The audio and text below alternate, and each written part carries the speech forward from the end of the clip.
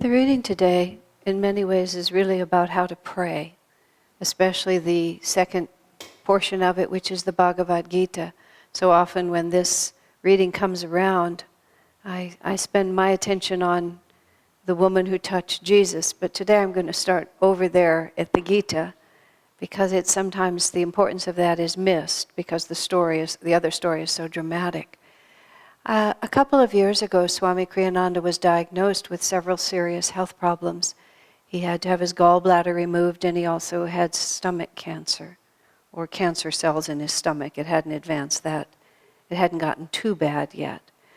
And when the news was coming, and he was living in India at the time, and all of us know once you get into a medical process, it's never a clear-cut thing. It's never like today, and you get all the news today. It tends to dribble out over time. Sometimes it gets worse, sometimes it gets better. And there was a lot of phone calls and emails going back and forth from New Delhi to all the different colonies in America. And there was a lot of difference of opinion about whether or not to tell everyone everything, or to hold back in the name of privacy, or the dilemma that people face of you don't want people's negative thoughts, but you also want to have their prayers. Everybody was talking about it when Swami just cut through it all, and he said, fundamentally, I want everyone to know everything, which was a point of view I was very happy to hear, because I feel very much that he's the founder of Ananda. We're all part of Ananda. Everything about his life is important to every person who lives here, even if you don't know it that it is.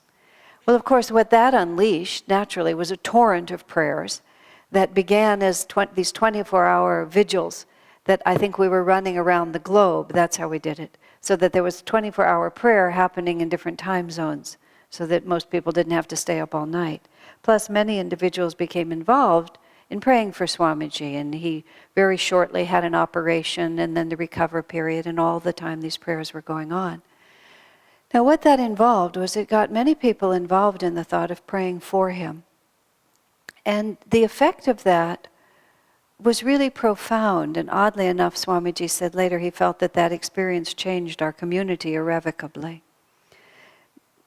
Because many aspects happened all at once.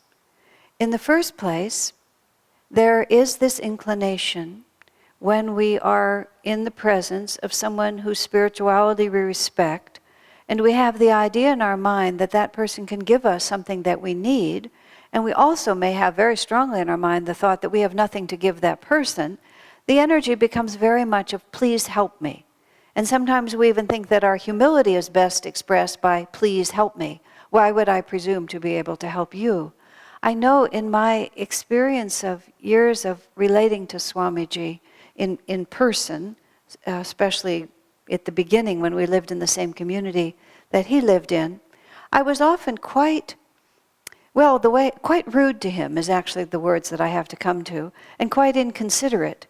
And I gradually realized that I was less courteous and considerate to him than I was of almost anyone else in my life, because I was always so concerned about my smallness and his largeness that I neglected even common courtesies.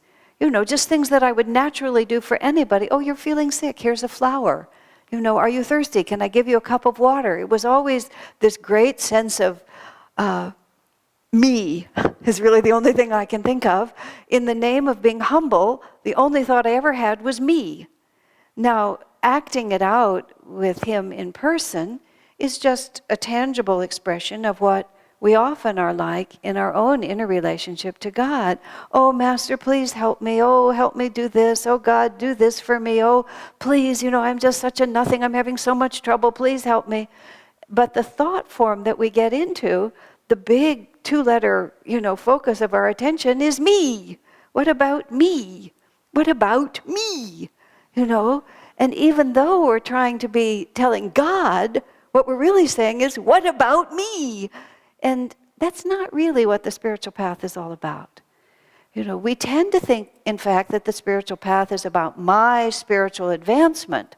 And I have to focus on my spiritual advancement. And I have to do this for my spiritual advancement. And I have to be like this for my spiritual advancement. Which begins to sound a lot like, what about me? Doesn't it? Whereas In the early years that when I first came to live at Ananda Village, this was the summer of 1971, I found myself, by a series of events, in charge of the whole kitchen, the whole kitchen for the whole retreat, which was much smaller than it is now, but most of the residents didn't have kitchens, so it was about 40 people, 3 meals a day, 6 days a week. And on the 7th day, she didn't rest. She drove into town and got supplies. But it was fine. I was 24 years old, full of energy, and I had everything else to do. But my total preoccupation was meal after meal after meal. And I just had to say jokingly to Master, I hope you're in the soybeans because that's the only place my attention is. But the odd thing about it was very interesting because sometimes, over the course of the summer, people would say things to me like, how are you? And when someone would say, how are you? I would go like this, like that thought, because it just startled me to have to stop and come back about wondering how I was. I was just too busy. And I was too focused on everything else that I was doing. Now, it was really a golden period of my life. To be fair, there have been many wonderful golden periods, but that was definitely one of them. But what I realized and learned and gradually put into philosophical terms later was that the spiritual path is about self-forgetfulness. That's what we're trying to do. We're not trying to become really advanced. We're trying to cease to exist. Not to become unconscious, not to become nothing, but to become so conscious of the infinite that the little self just isn't an issue anymore. And even self-advancement is self-forgetfulness, you see. Not self-forgetfulness into darkness, but self-forgetfulness through expansion. Now, when it came time for everybody to take their turns, those people who chose to or in the privacy of their own meditations, for people to contemplate Swamiji with the thought of sending him energy or asking Master to bless him or visualizing Divine Mother around him, whatever it might be. Some of you were here a few years ago when Swamiji gave a satsang here right almost literally in this spot. And his health was declining for a number of years until this last May May meaning a few weeks ago, when he was miraculously healed, his own words. And he said at that time that he felt like last May was his destined time to die. And he very nearly died, but when he didn't, he's become extremely well again. So a lot of these stories over the last half dozen years, I think, were him heading for that death time. Nothing about his karma is normal, but that's a whole nother discussion. Because it's not about him, it's not his karma, it's kind of the whole collective going on to this. But Swamiji was sitting here and we decided we'd send him a blessing, and I stood beside him and I said, visualize Swamiji. And Swamiji said, you don't have to visualize me, I'm sitting right here. So we started over. But anyway, people were meditating on Swamiji, visualizing him because he was thousands of miles away. But the thought form all of a sudden wasn't what about me. The thought form was, how can I give? Recently I read something Swami was writing about gratitude, and it was so interesting the way he said it. He said, there comes a point, let me see how to say it, where gratitude and love are the same thing. And where gratitude is simply the natural response to the bliss you feel in your heart. That's what I was wanting to say. So here we are, and many people who are aware enough to know that everything that we experience here is because of his efforts.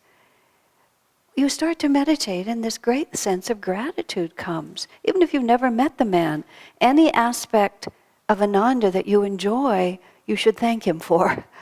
Because all of it is the manifestation of his consciousness. I mean, there's a tremendous spiritual dimension here, but even just the simple truth that any institution is the lengthened shadow of one man, of whoever's inspiration it was. Just even in strictly worldly terms, that's true.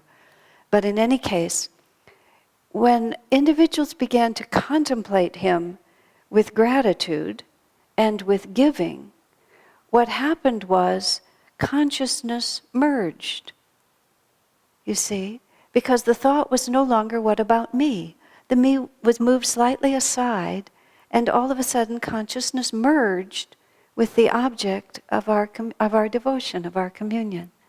And as people spoke to me and to others, two things happened. One was, wow, I never really understood what his consciousness was like.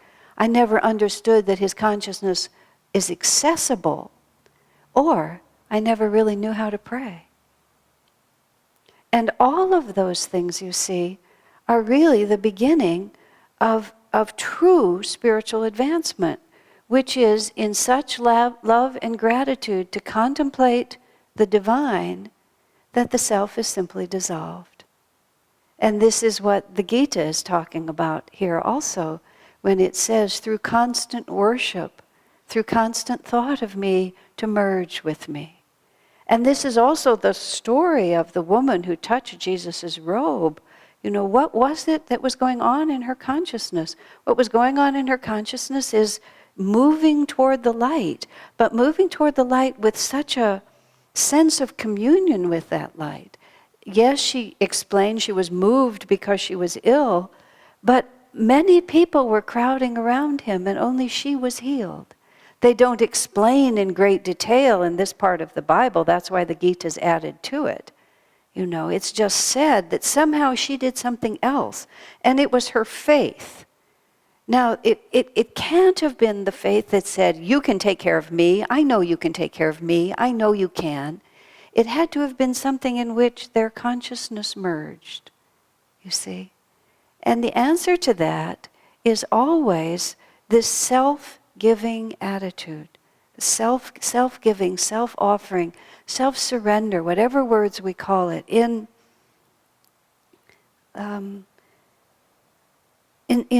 I know what this is from. This is from the Lessons on Prosperity, Manifesting Through the Power of Yoga, which is a class we've just started on Tuesday. In the introduction to that, Swamiji is talking about Vedanta philosophy. Vedanta philosophy explains that ultimately all this world is an illusion. Our individuality is an illusion, and even the idea that there is God in us, God and us, as two separate consciousnesses, is an illusion. And so many people hearing that, the operative word again becomes I. Well, if God is in me, then I am God. The sages all tell us that's a little dangerous, because the subconscious association with the word I is very strongly linked to the ego. And what you see a great deal of now is a kind of pseudo-spirituality, which is really, in the name of spirituality, just building a great big me. But we call that great big me the power of the infinite flowing through me, the great whatever. But vibrationally, we're just building a great big me. So that's why the sages always say, and even the Vedanta philosophy says, it's better to worship God as separate. It's better to have devotion and humility before that infinite giving power, which we may ultimately realize to be ourselves, but for now seems a lot bigger than us. When I was first and even still at Ananda and deeply devoted to Swami Kriyananda, people would say, well, you know, is he self-realized? Does he really speak for Master? Does he really have the right to speak for Master? Maybe in all these different things. And my answer was always a very common sense one. Well, the difference between Swamiji and Paramhansa Yogananda, his guru and ours, may be very clear to the two of them, but it's not real clear to me. But the difference between Swami and me is very, very obvious. And so let me first bridge that gap, and then I'll worry about the one after it. You know, that's the way we need to live in this world. We need to live in this world with this humble, receptive gratitude to all that is given to us, and lifting our consciousness not merely to receive, but to merge in self-offering love. You know, the one we love the most is the one to whom we want to give the most, isn't it? And the only thing that holds us back is the thought, what about me? But when we forget that thought, in the contemplation of pure loving, then God can also, just as Jesus was able to give to that woman, give to us all that he longs to fill us with, his bliss, his love, his perfect presence.